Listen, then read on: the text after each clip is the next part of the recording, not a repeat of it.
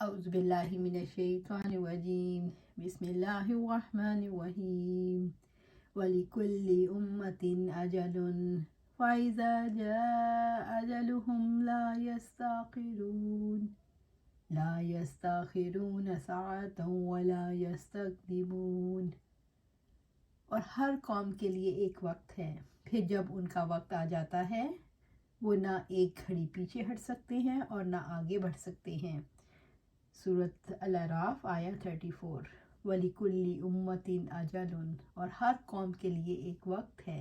وقت مقرر کرنے کا کیا مفہوم ہے؟ اللہ تعالیٰ نے انسان کو زمین پر بسایا تو ان کے لیے مدت مقرر کر دی، یہی ہر قوم کا مقررہ وقت ہے۔ اس سے مراد یہ ہے کہ ہر قوم کو کام کرنے کے لیے جو مواقع فراہم کیے جاتے ہیں اس کی ایک حد مقرر کی جاتی ہے۔ ہر قوم کو برائیوں کے باوجود مہلت ملتی رہتی ہے، حد سے گزرنے پر مہلت ختم کر دی جاتی ہے۔ فَإِذَا جَاءَ أَجَلُهُمْ لَا يَسْتَأْخِرُونَ سَاعَةً وَلَا يَسْتَقْدِمُونَ، پھر جب ان کا وقت آ جاتا ہے وہ نہ ایک گھڑی پیچھے ہٹ جا سکتے ہیں اور نہ آگے بڑھ سکتے ہیں۔ کوئی قوم نہ اپنی مقررہ مدت سے آگے بڑھ سکتی ہے نہ پیچھے ہٹ سکتی ہے، نہ ساری قومیں اکٹھی ہو کر اپنی اجل سے آگے بڑھ سکتی ہیں۔ کسی قوم کی مدت آ جانے پر ایک گھڑی بھر کی تقدیم اور تاخیر نہ ہونے کے انسان پر کیا اثرات مرتب ہوتے ہیں؟ اسلامی نظریہ حیات کے بنیادی عقیدے کے توسط سے بے خبر اور ناشکر لوگوں کو جھنجھوڑا جاتا ہے۔ اس عقیدے کے توسط سے یہ شعور دلایا جاتا ہے کہ یہ زندگی کی مہلت دائمی نہیں، اس کی وجہ سے انسان سرکشی سے بچتا ہے۔ یا بنی آدم اما یاتینکم رسل منکم یقصون علیکم آیاتی فمن اتقی واصلح فلا خوف علیہم ولا هم یحزنون۔ اے اولاد آدم، اگر تمہارے پاس تم ہی میں سے رسول آئیں جو تمہیں میری آیات بیان کریں تو جس نے تقوی اختیار کیا اور اس نے اصلاح کر لی تو ان پر نہ کوئی خوف ہوگا اور نہ ہی وہ غمگین ہوں گے۔ سورۃ الاعراف آیا 35۔ اللہ تعالیٰ کی جانب سے رسول آئیں گے جو آیات پڑھ کر سنائیں گے، جو اللہ تعالیٰ سے ڈر کر اصلاح کرے گا، اس کے لیے خوف اور غم نہیں ہوگا۔ یقصون علیکم آیاتی، جو تمہیں میری آیات بیان کریں، جو میری آیات پڑھ کر سنائیں اور اللہ تعالیٰ کے احکامات واضح کریں۔ وَمَنِ اتَّقَى، تو جس نے تقوی اختیار کیا۔ تقوی کا انسان کی زندگی میں کیا کردار ہے؟ تقوی اللہ تعالیٰ کے عذاب کے خوف سے، گناہوں اور بے حیائی کے کاموں سے دور رکھتا ہے۔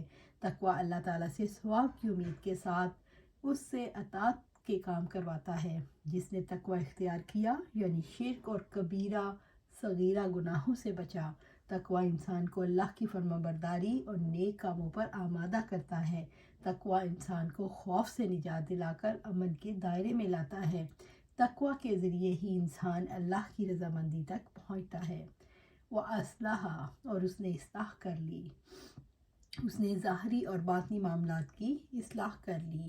فَلَا خَوْفٌ عَلَيْهِمْ وَلَا هُمْ يَحْزَنُونَ، تو ان پر نہ کوئی خوف ہوگا اور نہ ہی وہ غمگین ہوں گے، یعنی وہ اس خوف سے محفوظ ہوں گے جس میں وہ دیگر لوگ مبتلا ہوں گے۔ وَلَا هُمْ يَحْزَنُونَ، اور وہ ہر طرح کے خوف سے کامل امن میں ہوں گے۔ وَالَّذِينَ كَذَّبُوا بِآيَاتِنَا وَاسْتَكْبَرُوا عَنْهَا أُولَئِكَ أَصْحَابُ النَّارِ هُمْ فِيهَا خَالِدُونَ، اور جن لوگوں نے میری آیات کو جھٹلایا اور ان سے تکبر کیا وہی لوگ آگ والے ہیں، وہ اس میں ہمیشہ رہنے والے ہیں۔ سورۃ الاعراف آیا 36۔ والذین کذبوا بآیاتنا، اور جن لوگوں نے میری آیات کو جھٹلایا۔ انسان اللہ کی آیات کو کیسے جھٹلاتا ہے؟ اللہ تعالیٰ کی آیات کا انکار کر کے، آیات کو غلط ثابت کر کے، آیات کو اپنے لیے ضروری خیال نہ کر کے، آیات کو قابل عمل نہ سمجھ کے انسان اللہ تعالیٰ کی آیات کو جھٹلاتا ہے۔ انسان اللہ تعالیٰ کی طرف ایسی بات منسوب کر کے جو اس نے نہیں کہی اور اس کی ذات اور صفات کی طرف نقص کی نسبت کر کے اللہ تعالیٰ کی آیات کو جھٹلاتا ہے۔ وَاسْتَكْبَرُوا عَنْهَا، اور اس نے اور ان سے تکبر کیا۔ انسان اللہ تعالیٰ کی آیات کے مقابلے میں تکبر کیسے کرتا ہے؟ تکبر کی وجہ سے اللہ تعالیٰ کی آیات کو قبول نہیں کرتا۔ رب العزت کا فرمان ہے اِنَّهُمْ كَانُوا إِذَا قِيلَ لَهُمْ لَا إِلَٰهَ إِلَّا اللَّهُ يَسْتَكْبِرُونَ، یقیناً یہ وہ لوگ ہیں جب ان سے کہا جاتا ہے اللہ تعالیٰ کے سوا کوئی معبود نہیں تو وہ تکبر کرتے تھے۔ سورۃ الصفات آیا 35۔ فَلَا صَدَّقَ وَلَا صَلَّىٰ وَلَٰكِن كَذَّبَ وَتَوَلَّىٰ ثُمَّ ذَهَبَ إِلَىٰ أَهْلِهِ يَتَمَطَّىٰ، سو نہ اس نے سچ مانا اور نہ نماز پڑھی بلکہ اس نے جھٹلایا اور منہ پھیرا، پھر اکڑتا ہوا اپنے گھر والوں کی طرف چلا گیا۔ سورۃ القیامہ آیا 31 سے 33۔ اولئک اصحاب النار ھم فیہا خالدون، وہی لوگ آگ والے ہیں اور اس میں ہمیشہ رہنے والے ہیں۔ اللہم اجرنا من النار، اللہم اجرنا من النار، اللہم اجرنا من النار۔ وہ لوگ آگ والے ہیں، ان سے کبھی نکل نہیں پائیں گے۔ ابن عباس رضی اللہ تعالیٰ عنہ فرماتے ہیں وہ کافر ہیں جن کو اللہ تعالیٰ نے آگ کے لیے پیدا کیا اور آگ کو ان کے لیے بنایا۔ دنیا ان کے لیے رہے گی، جنت ان کے لیے حرام کر دی گئی۔